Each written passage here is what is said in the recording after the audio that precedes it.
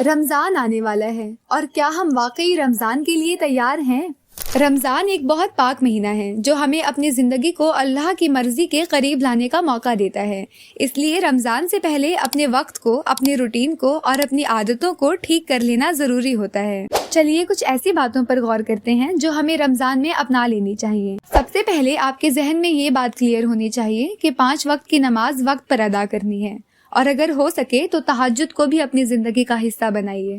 قرآن کو روز پڑھنا ہے، چاہے تھوڑا ہی صحیح لیکن پابندی کے ساتھ۔ رمضان میں جب ہم عبادت کرتے ہیں تو اللہ اس کا اجر معمولی نہیں رکھتے۔ اس پاک مہینے میں جب آپ نیکیاں کرتے ہیں تو اس کا ثواب کئی گنا بڑھ جاتا ہے۔ اس لیے جو عمل ہم عام دنوں میں کرتے ہیں، رمضان میں اس کی قیمت اور زیادہ ہو جاتی ہے۔ اور ساتھ ہی ساتھ رمضان کی تیاری کا مطلب یہ بھی ہے کہ ہم اپنی کچھ عادتوں پر دھیان دیں، جیسے زبان میں سختی نہ لائیں، گالی دینے سے بچیں اور بات بات پر غصہ کرنا چھوڑ دیں۔